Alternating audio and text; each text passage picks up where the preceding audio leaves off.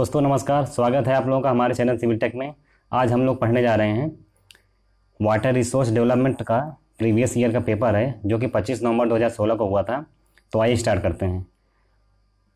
पहला क्वेश्चन दिया है green house effect occurs when. कह रहा है ग्रीन हाउस इफेक्ट जो होता है वो अकर्स कार्य करता है, कब करता है। पहले तो इसका आंसर जो है पहला वाला सही हो जाएगा कि जब earth atmosphere trap solar radiation. क्या होता है? Earth atmosphere trap solar radiation. दूसरा क्वेश्चन देखते हैं। कह रहा है governor of the state is appointed by. कह रहा है क्या?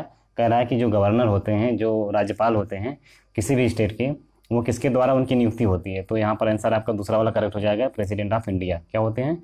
प्रेसिडेंट ऑफ इंडिया के द्वारा नियुक्ति होती है उनकी। तीसरा क्वेश्चन दिया है। कह रहा है क्या? कह रहा है कि basalt from the Deccan trap is basically the type of the rock. मतलब कह रहा है क्या बेसाल्ट जो होता है वो किस प्रकार की राख होती है। तो बेसाल्ट जो होता है आपका इग्नियस रॉक होती है। तो यहाँ पर चौथा वाला आंसर यहाँ पर करेक्ट हो जाएगा। अगला दिया है क्वेश्चन, चौथा नंबर क्वेश्चन का। कह रहा है कि a concrete mixer is specified by. कह रहा है क्या? कह रहा है कि कंक्रीट मिक्सर जो होता है वो किसके द्वारा स्पेसिफाइड किया जाता है। तो आंसर यहाँ पर दूसरा वाला करेक्ट हो जाएगा, volume of the concrete mix discharge पर बैच। क्या दिया है? Volume of the concrete mix discharge पर बैच। ये वाला आंसर यहाँ पर करेक्ट हो जाता है। और इसके आगे देखते हैं क्वेश्चन, पांचवा नंबर क्वेश्चन। कह रहा है कि व्हेन एन इरिगेशन कैनाल। क्या कह रहा है? When an irrigation canal crosses the drain such that the canal bed level is sufficiently above the HFL of the drain structure provided to the take the canal across the drain is क्या होगा? मतलब कह रहा है कि when में से जब एन इरिगेशन कैनाल, जब कोई एक इरिगेशन कैनाल क्रॉस करता है किसको? ड्रेन मतलब नदी को। Such that the canal bed level जो है वो सफिशिएंटली एबव है, ऊपर है किससे? HFL ऑफ द ड्रेन, यानी नदी से ऊपर कैनाल का बेड है।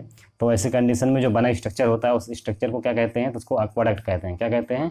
एक्वाडक्ट कहते हैं। याद रखिएगा, जब नदी ऊपर होती है तो सुपर कहलाता है। मतलब एक सुपर पैसेज होता है, एक एक्वाडक्ट होता है। जब नदी का बेड लेवल जो है वो कैनाल के बेड लेवल से ऊपर होता है तो वो क्या कहलाता है? वो सुपर पैसेज कहलाता है। और जब कैनाल का बेड लेवल जो है वो नदी के बेड लेवल से ऊपर हो जाता है तो उसको क्या कहते हैं? उसको एक्वाडक्ट कहते हैं। तो यहाँ पर आंसर आपका दूसरा वाला करेक्ट हो जाता है।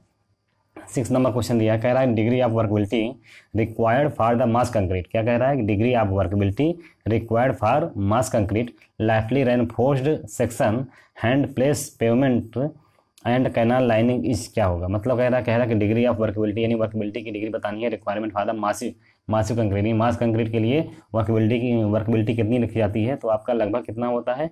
तो लो होती है और स्लम कितना होता है उसका? 25 से 75 mm होता है। कितना होता है? पहली बात तो डिग्री ऑफ वर्कबिलिटी किसके लिए? मास कंक्रीट के लिए लो होती है। और स्लम कितना रखा जाता है? स्लम जो होता है वो 25 से 75 mm के बीच में रखा जाता है। तो इसका चौथा वाला आंसर करेक्ट हो जाएगा। इसके आगे देखते हैं क्वेश्चन, 7 नंबर क्वेश्चन। कह रहा है कि super passage is the cross drainage structure provided when. अभी मैंने बताया आपको सुपर पैसेज के बारे में। तो कह रहा है कि super passage is the cross drainage structure का जो सुपर पैसेज होता है वो क्या होता है? हम प्रोवाइड कब कराते हैं? व्हेन में से जब। तो आपका तीसरा वाला आंसर करेक्ट हो जाएगा कि natural bed level of the drain is sufficiently above the FSL of the canal. मतलब क्या है? नदी वाला जो बेड लेवल होता है वो आपका कैनाल के बेड लेवल से ऊपर होगा। तो वहाँ पर हम क्या प्रोवाइड कराएंगे? वहाँ पे हम सुपर पैसेज को प्रोवाइड कराएंगे। ठीक है। 8वां नंबर क्वेश्चन दिया है। कह रहा है कि at a curved section of the road not provided with the super elevation deterioration of the road is most likely to the start from. मतलब अच्छा क्वेश्चन है। कह रहा है कि जो कर्व सेक्शन होते हैं किसी भी रोड के वो हम प्रोवाइड कराते हैं विद द सुपर एलिवेशन के साथ में। तो कह रहा है कि deterioration of the road is most likely to start from. कहाँ से स्टार्ट किया जाता है? तो outer east of the road. कहाँ से स्टार्ट करते हैं? Outer east of the road जो है आंसर करेक्ट हो जाएगा। यहाँ पर दूसरा वाला आंसर करेक्ट हो जाएगा। आगे क्वेश्चन देखते हैं। 9 नंबर क्वेश्चन का कह रहा है कि which of the following is not a function of a berm of an earthen dam. मतलब अर्दन डैम में बर्म का फंक्शन इनमें से कौन सा नहीं है? ठीक है। बर्म मतलब आप जानते होंगे इसको शोल्डर भी कहते हैं। तो कह रहा है कि which of the following is not a function of the berm of an earthen dam. Earthen dam में जो बर्म का फंक्शन इसमें से कौन सा नहीं है? तो पहला वाला आंसर करेक्ट हो जाएगा, to intercept seepage flow and divert it to the surface drain. यही वाला इसका आंसर करेक्ट हो जाएगा। कह रहा है कि to intercept seepage flow and divert it to the surface drain. तो इसके बाद जो तीन ऑप्शन दिए हैं आपको, दूसरा, तीसरा और चौथा, ये सब क्या होते हैं, ये फंक्शन होते हैं किसके, बर्म के। तो इसको ही पढ़ लेते हैं। पहले दूसरा वाला क्या दिया, कह रहा है to protect downstream casing zone by the reducing velocity of the rain water flow, ये भी सही है, मतलब ये जो होता है बर्म का फंक्शन होता है।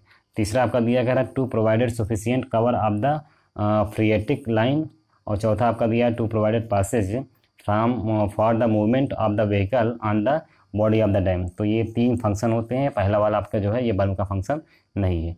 10वां नंबर क्वेश्चन देखते हैं। 10 नंबर क्वेश्चन कह रहा है कि if the net rotation of the fluid, क्या दिया है, if the net rotation of A fluid element of A flow is zero. कह रहा है कि नेट रोटेशन, यदि किसी net rotation of the flow, मतलब फ्लूइड एलिमेंट का जो नेट रोटेशन है वो क्या है, वो जीरो है, तो इट इज कॉल्ड, तब उसको क्या कहते हैं, उसको इरोटेशनल कहते हैं। क्या कहते हैं उसको, इरोटेशनल फ्लो कहते हैं उसको। ठीक है, आगे क्वेश्चन देखते हैं।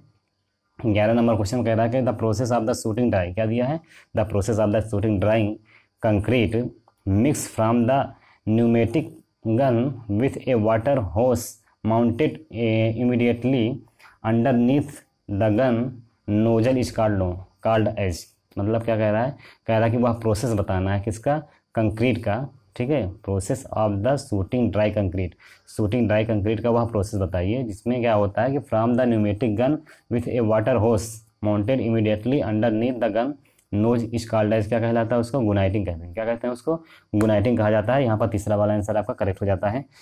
12 नंबर क्वेश्चन का कह रहा है कि the set of nearly parallel, क्या कह रहा है, the set of nearly parallel and equally spaced contour line represent करता है। मतलब कह रहा है कि set of the nearly parallel and equally spaced contour line क्या रिप्रेजेंट करता है, तो उसको जो है प्लेन सरफेस कहते हैं। क्या कहते हैं उसको, प्लेन सरफेस कहते हैं। पहला वाला आंसर यहाँ पर करेक्ट हो जाता है। अगला क्वेश्चन देखते हैं।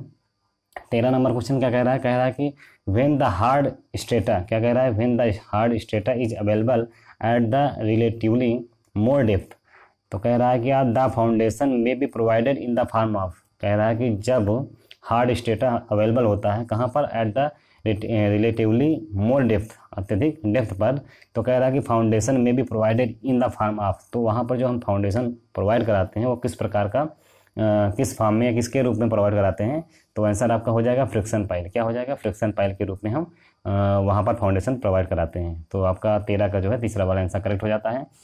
14 नंबर क्वेश्चन दिया, कह रहा है क्या कि फील्ड टेस्ट टू जज, कह रहा है फील्ड टेस्ट टू जज toughness of the burn brick इस क्या होता है, तो तीसरा वाला आंसर करेक्ट हो जाएगा dropping it on the ground from height of the around 1 metre होता है। कितना होता है, 1 मीटर से क्या बोलते हैं, नीचे ग्राउंड में गिराया जाता है।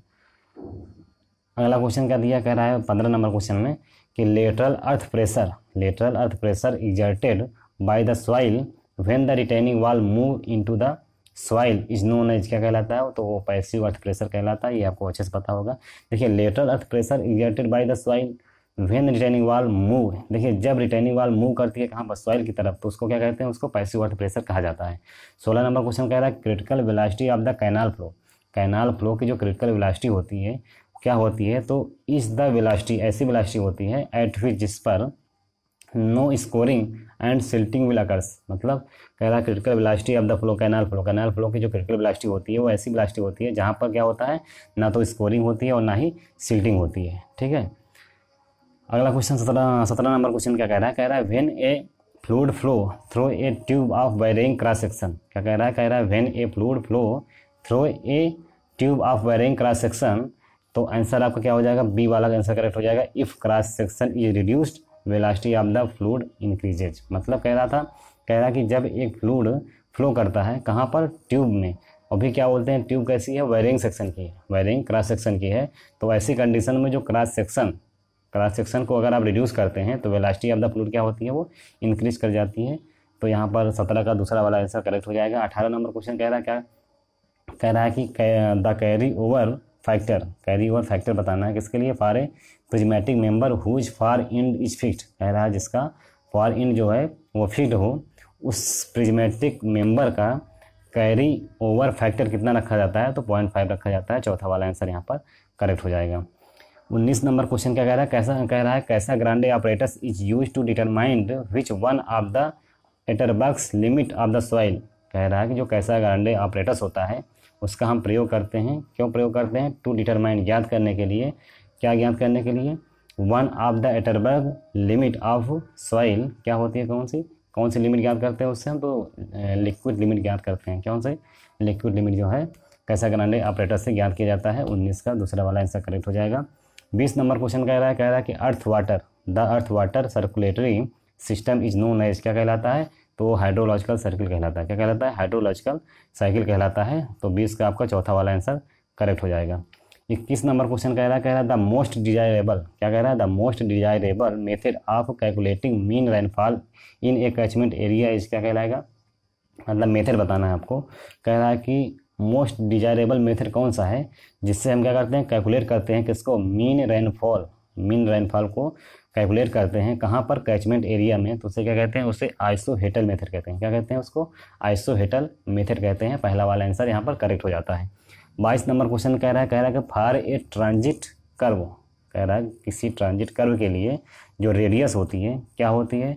तो चेंज ग्रेजुअली चेंज होती है into the infinity to some infinite. देखिए क्या दिया है, कह रहा है चेंज ग्रेजुअली, ठीक है, ग्रेजुअली चेंज होती है कहाँ से? For infinity to some finite value, मतलब इन्फिनिट वैल्यू से फिनिट वैल्यू के बीच में क्या होती है? ग्रेजुअली चेंज होती है। इन्फिनिट वैल्यू से फिनिट वैल्यू की तरफ ग्रेजुअली क्या होती है? चेंज होती है। किसकी? जो आपका ट्रांजिशन कर्व होता है उसका जो रेडियस की बात कर रहा है, ठीक है। तो आपका 22 का चौथा आंसर सही हो जाएगा। तो इस प्रकार से हम लोगों ने कुछ क्वेश्चन कर लिए हैं। अगर आपको हमारा चैनल पसंद आए तो प्लीज़ लाइक करें, शेयर करें, सब्सक्राइब करें। थैंक यू, धन्यवाद।